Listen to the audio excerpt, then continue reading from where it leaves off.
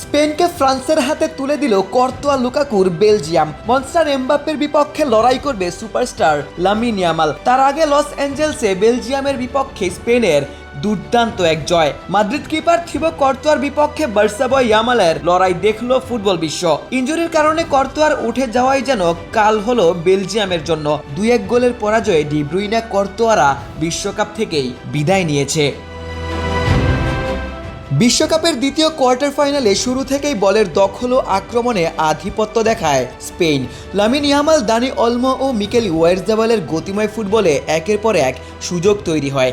এরই ধারাবাহিকতায় 30 মিনিটে ফ্যাবিয়ান রুইজের গোলে এগিয়ে যায় ইউরোপিয়ান চ্যাম্পিয়নরা। পুরো টুর্নামেন্টে দুর্দান্ত ডিফেন্সিভ পারফরমেন্স দেখানো স্পেনের জন্য আগে গোল করা মানেই যেন ম্যাচ জয়ের দিকে অনেকটাই এগিয়ে যাওয়া।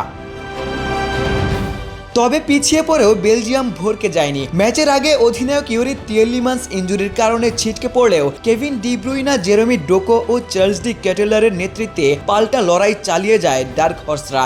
রাজধানীতে নিজস্ব জমিতে আমরা গড়ে তুলছি আপনার সুখের আবাস এডিসন রিয়েল এস্টেট। 41 মিনিটে ডান প্রান্ত থেকে ডি ব্রুইনার অবিশ্বাস্য পাস, সেখান থেকে কাস্তাগনার নিখুঁত ক্রস থেকে ডি কেটেলারের বুলেট হেডার। কোয়ার্টার ফাইনালে এসে প্রথমবারের মতো স্পেনের গোল হজম, যে গোলে সমতায় ফেরে বেলজিয়াম। দ্বিতীয়ার্ধে স্পেন যেন আরও বেশি আক্রমণাত্মক। বদলি হিসেবে মাঠে নামেন পেদ্রি ও ফেরান তোরেস। বা প্রান্ত থেকে একের পর এক আক্রমণ চালান বার্সা সুপারস্টার। তবে বেলজিয়ামের মাদ্রিদ তারকা গোলরক্ষক থিবো কর্তোয়া একের পর এক দুর্দান্ত সেভ করে দলকে ম্যাচে রাখেন। ইয়ামাল ও ওয়াইরজাবালের নিশ্চিত গোলের সুযোগও তিনি নষ্ট করে দেন।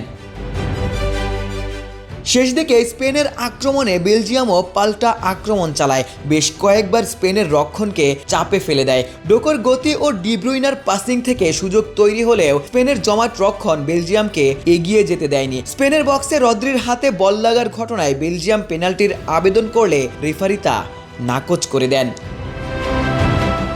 71 মিনিটে বেলজিয়াম কিপার ইনজুরির কারণে মাঠ ছাড়েন। ততক্ষণ পর্যন্ত ইয়ামালদের বিপক্ষে কর্তোয়াই লড়াই চালিয়ে গিয়েছিলেন। তবে তার পরিবর্তে মাঠে নামা লেমেন্স অবিশ্বাস্য এক ভুল করেন। ডি বক্সের বাইরে থেকে আসা বল গ্রিপ করতে তিনি ব্যর্থ হন। ফিরতি বলে মিকেল মরিনো বল জালে জড়ালে স্পেনের জয় নিশ্চিত হয়। সেই সাথে 2-1 গোলের পরাজয়ে বেলজিয়ামের বিদায় ঘণ্টাও নিশ্চিত হয়ে যায়।